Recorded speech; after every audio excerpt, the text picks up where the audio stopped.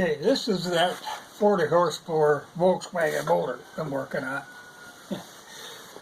So I run into a peculiar thing that I still can't quite explain, but I can get around it. But there are these studs that hold the cylinders. They go out to the heads. Okay,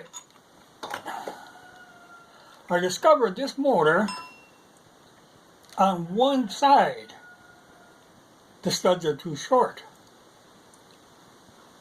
So at some time in the past, the studs have been changed on the other side. I don't think I did it, but you know, it was 20 years ago or more that I was driving this, so I can't be real sure. The problem comes in that the heads I'm going to use that I rebuilt are slightly newer than the original 61.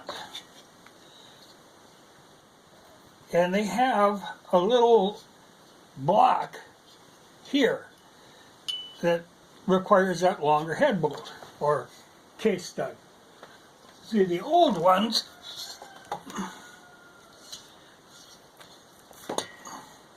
it comes right above the fin. So all of a sudden I got to be like 3/4 of an inch longer. But like I said, the confusing part is the ones on the other side are already longer. Though the heads that were on there didn't require it. So I don't know. It's a hell of a puzzler. But it's, you know, like $50 for all new case studs. So I'll order them in. Then I was afraid, oh my God, they're going to be tough to get out. You know, thinking these have probably been in there since they were new. So I bought the stud removal tool. Got it at Napa today. Now I've had one of these before, but I don't know where it is. It was easier to go just buy a new one. And then I go and I put it on here, and not even putting the breaker bar on it, and I find I can turn the damn studs by hand. I mean, I could have just spun them out of there with a couple of nuts. I wouldn't have needed this tool. But you don't know, these might be tough.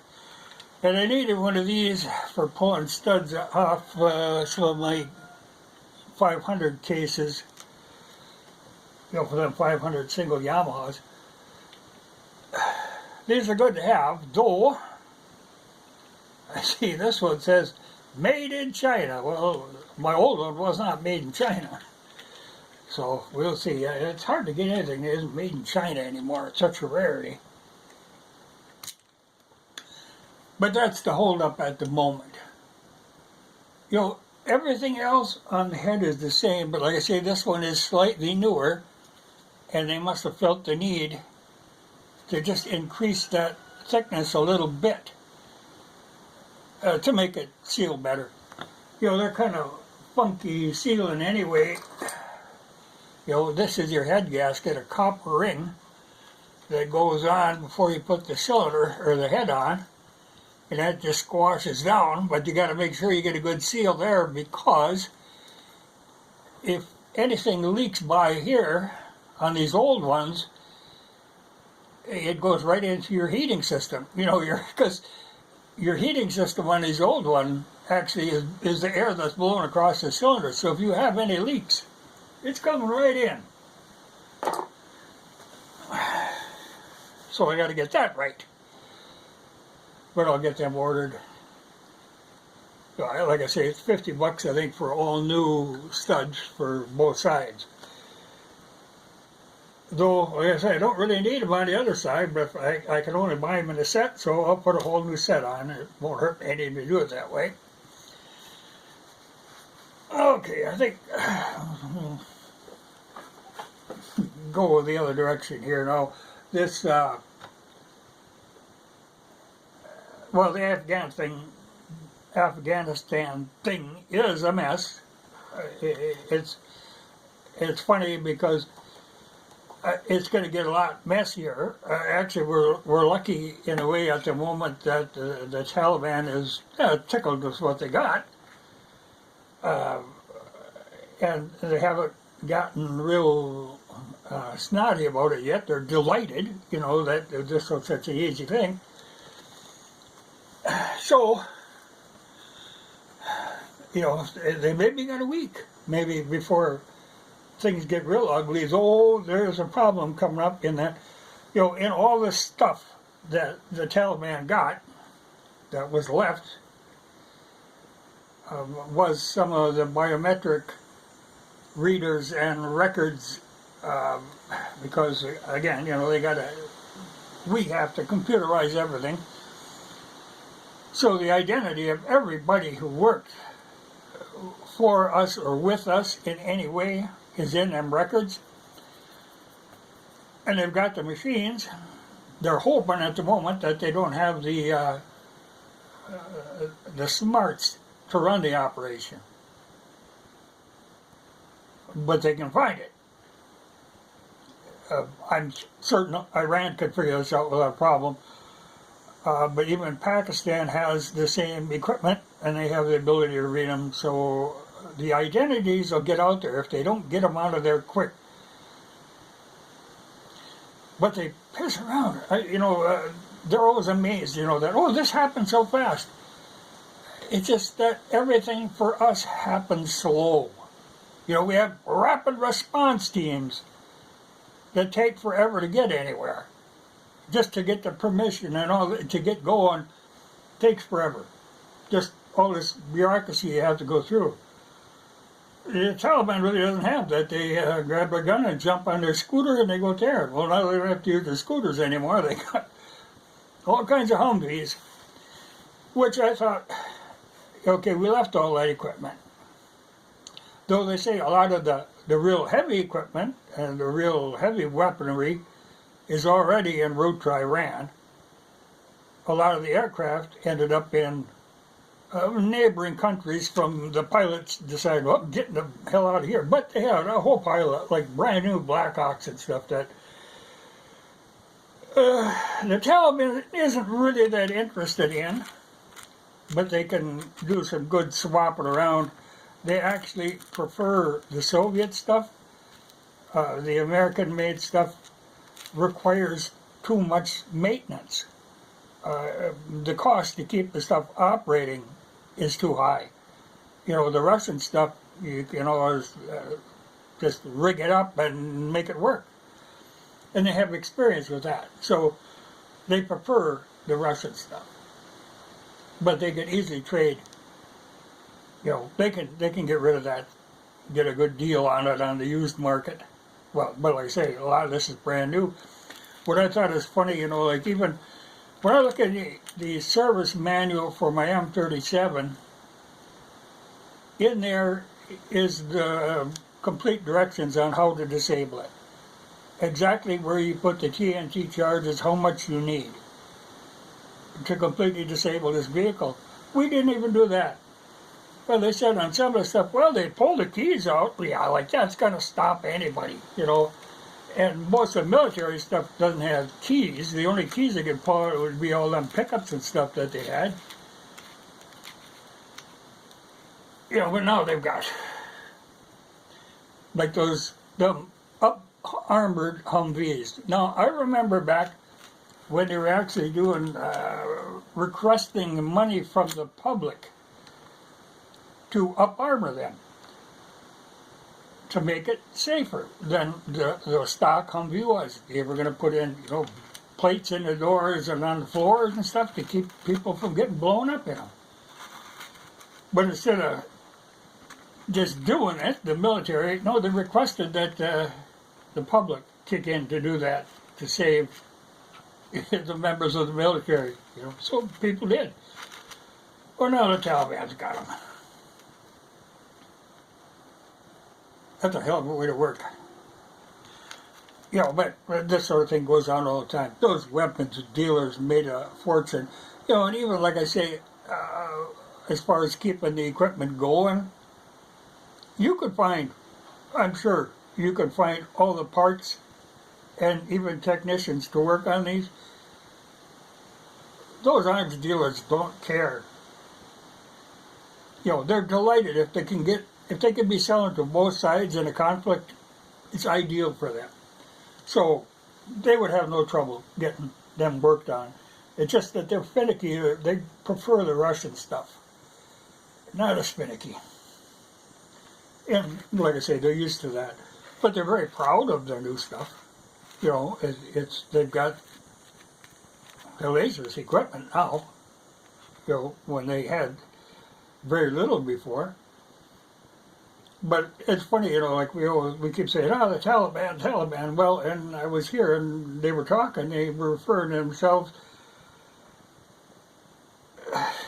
as the Mujahideen, the back in when we were supplying them with old British 303s. That's what they call themselves. They still think of themselves that way. It's just that now we are supplying them, but not intentionally.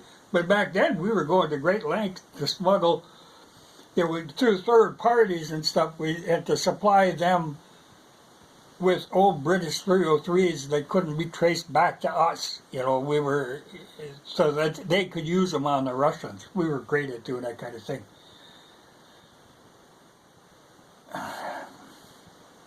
Maybe?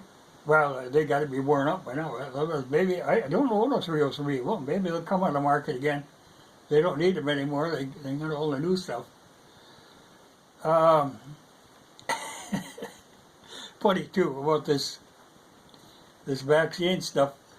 Just the other day I saw good old Chucky Schumer was on squalling because people are buying these fake vaccination certificates. Because for some people, if you're going to keep your job, you either get a vaccination or, you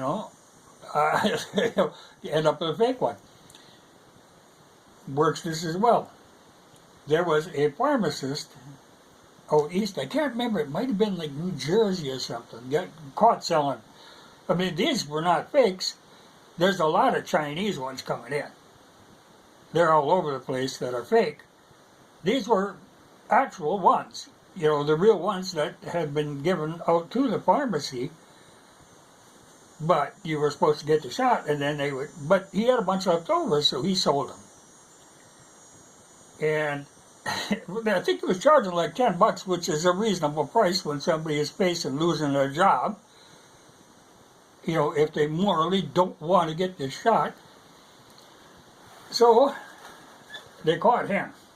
And they're going to make an example of him. He's looking at like 120 years, they plan, locking him away for selling these.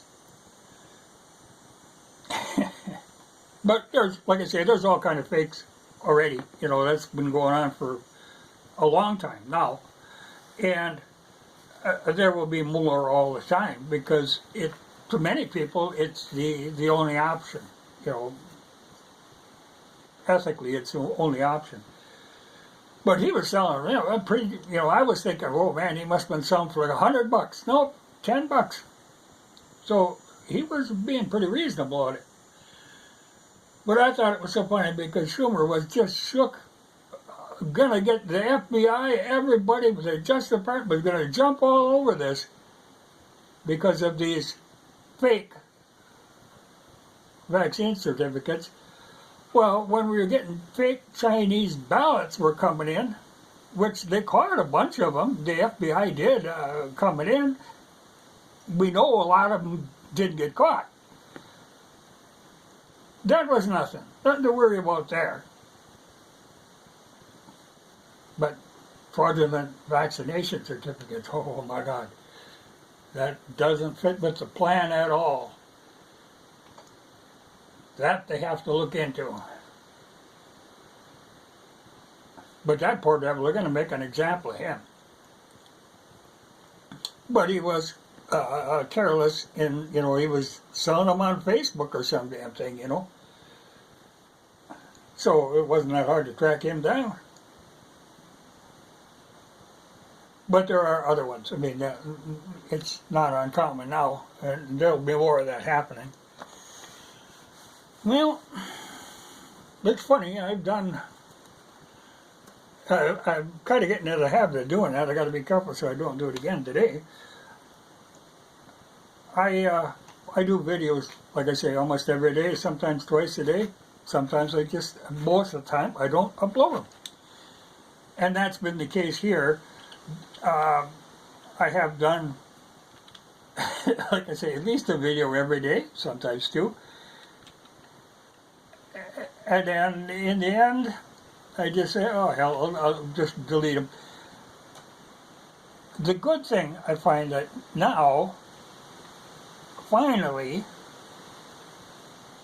our people in the news are actually trying to do a little journalism. It was really quite impressive. I mean, they're turning on Biden with a vengeance. And it was funny because now I hear the name of Susan Rice coming up. I had mentioned this before. A lot of times, it takes them a while. They catch up eventually, but it takes them a while. But her name is coming up now because of the, ghosts of Benghazi. But I thought it was funny. Biden comes in, reads some damn thing off the teleprompter. You could talk to him now, he would have no idea what he said. He just read what they had wrote for him. Then gets on a helicopter and goes back on vacation. Can't be bothered hanging around here. Really doesn't do any good to have him hanging around here. In Washington, I mean, he just makes a nuisance of himself. So he just reads whatever they put in front of him. But I think people are finally getting a little fed up with that. Well, I would hope so by now. But the fact now that some of the news media, even CNN, is turning on him, that does not bode well for him. Though, like I said before, it ain't him. I mean, he's just a puppet. He has no idea what the hell he's doing. But there are people behind this who do know what they're doing. It's all evil. And it's funny now because when I listen on the news, I think it's funny because you'd think you'd be getting these people out of here as quick as you could, But no, they fart around.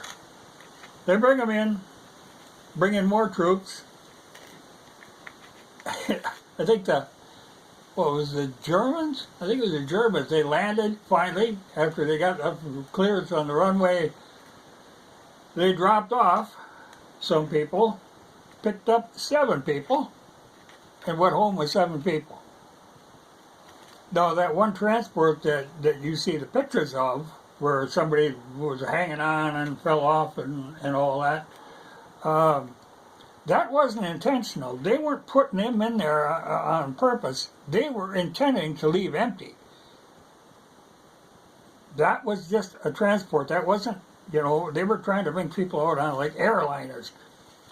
But they didn't get the back door shut quick enough. And 650 some of them jammed in there. How are you going to get them out again, So they just finally decided, well, we'll take off. And though now they are calling those pilots heroes, they're probably going to get in trouble for doing that. Publicly they're saying, oh, they're heroes for that, but they're probably going to get their ass chewed for that. Because the idea was not to. For some reason, we don't want to take them out of there. And they really shouldn't be just doing this at random, and that's what they were doing. It was kind of anybody who squeezed in there, the way they'd go. I think they're kind of priming you for a hell of a disaster because eventually the Taliban is going to,